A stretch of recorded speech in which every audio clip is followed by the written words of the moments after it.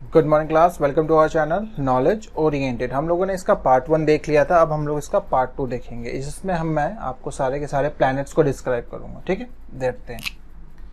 सबसे पहले हमारे सोलर सिस्टम में सबसे पहला प्लैनेट आता है मरकरी। इसके अंदर क्वेश्चंस कहाँ से आ सकते हैं? क्वेश्चन ज़्यादा इसमें आते नहीं है, जो है नॉर्मल सी बात है वो पढ़ लेते हैं। ये आपका सबसे क्लोजेस्ट होता है सन के, सबसे फर्स्ट प्लैनेट है। दूसरा एक्सट्रीमली हॉट प्लैनेट होता है, ये बहुत ज़्यादा गर्म है, सूरज के सबसे पास है तो। और कोई भी इसमें प्रोटेक्टिव एटमॉस्फेयर नहीं होता है। ठीक है, इसके बाद हम लोग आते हैं नेक्स्ट सेकंड पर। सेकंड है आपका वीनस। ये आपका सेकंड प्लैनेट है। ठीक, ये आपका नियरेस्ट टू अर्थ है। ठीक है, अब क्वेश्चन आता है यहाँ से। थर्ड पॉइंट जो आपका बात कर रहा है, ये वीनस इवनिंग स्टार भी बोला जाता है इसको, और मॉर्निंग स्टार भी बोला जाता है। तो इस चीज को आप याद रखेंगे कि वीनस को और किस नाम से जाना जाता है? Evening star and morning star. इसके बाद इसे व्हील्ड प्लैनेट भी कहते हैं। ठीक है, इसको याद रखिएगा, इसको व्हील्ड प्लैनेट भी कहा जाता है। नेक्स्ट, इसे अर्थ ट्विंस भी कहा जाता है, ये भी आप याद रखिएगा, अर्थ ट्विंस ये भी आता है। ठीक है, इसके बाद ये रोटेट कैसे करता है इसको याद रखना है आपको। वीनस कैसे रोटेट करेगा? वीनस रोटेट करता है क्लॉकवाइज। ठीक है, उसके बाद से यूरेनस की तरफ। उसी तरीके से ये हॉटर देन होता है मरकरी। अब देखिए, अगर मरकरी के अंदर और वीनस में कंपैरिजन करें कौन ज़्यादा गर्म है, कौन ज़्यादा हॉटेस्ट प्लैनेट कौन सा है, तो आपका वीनस टिक होगा। ठीक है, मरकरी और वीनस में आता है कौन सा हॉटेस्ट है, तो आपका वीनस आप टिक करेंगे। ठीक है, इसके बाद देखते हैं आगे के प्लैनेट्स को, बढ़ते हैं आगे। अब हम लोग बात करेंगे अर्थ की। अर्थ आपका इनर प्लैनेट्स में से, ये बताया था ना, इनर प्लैनेट और आउटर प्लैनेट वाली जो बात की थी हम लोगों ने, एस्ट्रॉयड बेल्ट वाली जो बात की थी हम लोगों ने, उसमें आपका डिवीजन था। अगर हम एस्ट्रॉयड बेल्ट को कंसीडर करते तो इनर प्लैनेट और आउटर प्लैनेट वाली बात कर रहे थे। तो उस इनर प्लैनेट के अंदर जो अर्थ है वो सबसे लार्जेस्ट है। ठीक है, सिर्फ इनर प्लैनेट्स में जितने प्लैनेट्स थे हमारे 4, उनमें अगर हम बात करें तो उनमें ये लार्जेस्ट प्लैनेट है। नेक्स्ट पॉइंट है, ये 23.5 डिग्री टिल्टेड होता है अपने एक्सिस पे, इसकी हम बात कर रहे हैं। ठीक है, ये टिल्टेड थोड़ा टेढ़ा है, और टेढ़ा हो गई ये रोटेट करता है, तो यहाँ पे ये 66.5 डिग्री एंगल बनाता है। ठीक है, ये जो एंगल बनाएगा ये 66.5 डिग्री एंगल बनाता है। ये 23 आवर्स 56 मिनट्स 4.01 सेकेंड्स लेता है आपके सन को रिवॉल्व करने में। ये आपका वाटरी प्लैनेट के नाम से भी जाना जाता है।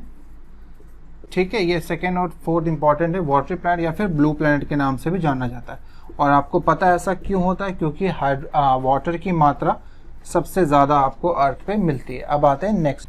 देखिए, इसके बाद हम लोग मून में क्या क्या बात करेंगे। मून में सबसे पहले एपोगी और पेरेगी की बात करेंगे। एपोगी और पेरेगी आप लोग याद कर लीजिएगा। ठीक है, और ये जो थर्ड और फोर्थ पॉइंट है, मैंने ज़्यादातर टीचिंग एग्जाम्स में देखा है ये नहीं पूछा जाता, तब भी मैंने इसलिए लिख दिया क्योंकि ये ज़रूरी होता है कहीं ना कहीं किसी एग्जाम में आपको कहीं देखने मिल जाए। मुझे लगा इंपॉर्टेंट, तो इसलिए मैंने इस पॉइंट को यहाँ मेंशन किया है। आप लोग फर्स्ट और सेकंड पर ज़्यादा तवज्जो दीजिएगा, इसके बाद भी और भी मून्स के पॉइंट्स बनेंगे। एपोगी क्या होता है? एपोगी आपका मैक्सिमम डिस्टेंस होता है अर्थ से, अगर कंपेयर करें अर्थ से मून तक के बीच का जो सबसे मैक्सिमम डिस्टेंस होगा ना, वो आपका एपोगी कहलाएगा, और पेरेगी मिनिमम डिस्टेंस। अब ये छोटा बड़ा कैसे होता है? अब मान लीजिए ये अर्थ है यहाँ पर, तो यहाँ पर वो मून रोटेट कर रहा है और यहाँ पे एकदम पास से गुजर रहा है, तो यहाँ पे मिनिमम डिस्टेंस है, यहाँ पे मैक्सिमम डिस्टेंस है। ठीक है, इस तरीके का होता है। एलिप्टिकल ऑर्बिट है ना, कहीं पे अंडाकार जैसा भी है, कहीं पे ज़्यादा एरिया का डिफरेंस है, कहीं कम एरिया का डिफरेंस है, वही कह रहा है। तो ये आपके टर्म्स हैं। ठीक है, इसको ध्यान रखिएगा, इतने किलोमीटर से। और यहाँ पे थर्ड पॉइंट में 27 डेज 7 आवर्स 43 मिनट्स इसको रिवॉल्व करने में लगते हैं विद रिस्पेक्ट टू ये आपका अर्थ है। अर्थ को पूरा करना, रिवॉल्व करना, अपने एक्सेस पे जो रिवॉल्व करता है ये। तो इसको हम लोग, इस पीरियड को, इस समय, इस अंतराल को साइडेरल मंथ भी बोलते हैं। ठीक है, इसे हम लोग साइडेरल मंथ बोलते हैं। और उसके साथ ही साथ जब ये सूरज सन के हिसाब से देखते हैं, उसके रेवोल्यूशन विद रेफरेंस टू अगर सन देखते हैं, उसे साइनोडिक मंथ बोलते हैं। ठीक है, अगर हम सन से देखेंगे तो साइनोडिक मंथ, अगर हम अर्थ से कंपेयर करेंगे मून का तो फिर साइडरल मंथ, उसको with respect to earth, with respect to sun. ये आपका 29 days 12 hour 44 minutes and 2.8 seconds का होता है। इसके बाद कुछ और पॉइंट्स है 5th 6th 7th 8th, वो आगे देख। इसके बाद हम लोग फिफ्थ पॉइंट पे आते हैं। फिफ्थ पॉइंट में क्या कहता है कि मून का जो विजिबल पार्ट है अर्थ से जो हम मून को देखते हैं तो जितना पोर्शन हमें दिखता है, ठीक है, नेकेड आई से, वो 59% ही है सिर्फ मून का। ये एक है, ये क्वेश्चन आपका इंपॉर्टेंट हो सकता है। उसके बाद यहाँ पे एक brightest part of the moon जो है, जो सबसे ज़्यादा चमकता हुआ दिखता है ना हमें, वो एक्चुअल में माउंटेन्स है। मून पर जो माउंटेन्स है, फुल ऑफ माउंटेन्स, वो माउंटेन्स हमें दिखते हैं। उसका जो डार्क पैचेस है, जो लो लाइंग एरिया, ऑब्वियस है कि वो डार्क पैचेस क्या है, लो लाइंग एरियाज है। उसके rear side of the moon एक डार्क साइड है, रियर साइड, पीछे वाला साइड, वो वाला साइड जो होता है वहाँ पे एक बहुत ही बड़ा खाली एरिया है डार्कनेस वाला, वो उसे हम लोग नाम दिए हैं सी ऑफ ट्रैंक्विलिटी। इसको याद रखिएगा, ये एक इम्पॉर्टेंट। हाईएस्ट माउंटेन 10,660 मीटर्स का है और उस माउंटेन का नाम है लिबर्टी माउंटेन, ठीक है, इसको याद रखिएगा, ये इंपॉर्टेंट है।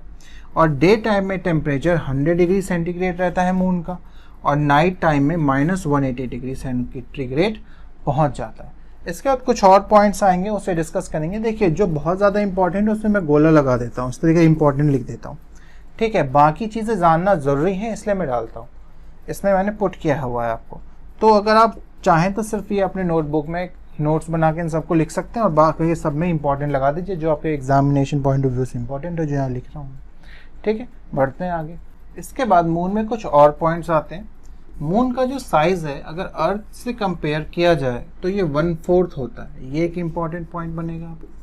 और यहाँ पे अगर हम ग्रेविटेशनल पुल पूछेंगे तो ये 1/6 ऑफ अर्थ बनता है, ठीक है, 1/6 है अर्थ के कंपैरिजन में, ये इंपॉर्टेंट पॉइंट बनता है।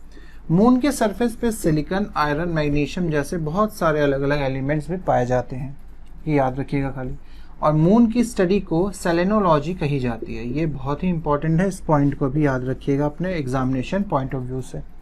उसके बाद मून एक और नाम से जाना जाता है, अर्थ का तो है ही ये सैटेलाइट, ठीक है अपना, बट साथ ही साथ इसको एक और नाम से जाना जाता है फॉसिल प्लैनेट, ये भी आप याद रखिएगा, एक बार ये क्वेश्चन आ चुका है फॉसिल प्लैनेट का, ठीक है। इसके बाद हम लोग नेक्स्ट प्लैनेट पे आते हैं। इसके बाद हम लोग का मार्स आता है। मार्स प्लैनेट जो है आपका, ये ऑब्वियस है इनर प्लैनेट्स में से ही है। इनर प्लैनेट्स में से ये आपका रेड प्लैनेट इसको कहलाया जाता है। मार्स का दूसरा नाम रेड प्लैनेट भी है। और ये रेड प्लैनेट क्यों कहलाया जाता है? क्योंकि यहाँ पे जो सॉइल है, मिट्टी है, उसमें आयरन की मात्रा बहुत ज़्यादा होती है, इसलिए उसका कलर रेड हो जाता है। ये एक इम्पॉर्टेंट पॉइंट है, इसको याद रखिए। इसमें तीनों ही इम्पॉर्टेंट पॉइंट है, तीनों को ही याद रखना होगा आपको, क्योंकि तीनों में से कोई भी क्वेश्चन आ सकता है। मार्स के पास 2 सैटेलाइट है, पहले फोबोस को बोला जाता है पहला, दूसरा डिमोस। फोबोस का मतलब क्या होता है ये पूछ लेंगे, फियर होता है। डिमोस का मतलब क्या होता है? टेरर। 2 सैटेलाइट भी आपसे डायरेक्ट पूछा जा सकता है। कितने सैटेलाइट हैं? 2, फोबोस एंड डिमोस। तीसरा एक माउंटेन है यहाँ पर, माउंटेन तो बहुत सारे हैं मार्स पे, मगर उनमें से जो एक माउंटेन है उसका नाम रखा गया है ओलंपस मॉन्स। ये ओलंपस मॉन्स सबसे टॉलेस्ट माउंटेन है आपका मार्स पर, ठीक है। ये 3 पॉइंट थे। और अगर वीडियो पसंद आ रही होगी तो लाइक, कमेंट, सब्सक्राइब, शेयर कर लीजिएगा। और पार्ट 1 अगर आपने नहीं देखा है तो पार्ट 1 जाके पिछला वाला देख लीजिए, ये भी इसी का सीरीज का है, वो देख लेंगे तो और अच्छे से समझ में आएगा, ठीक है। फिर थैंक यू।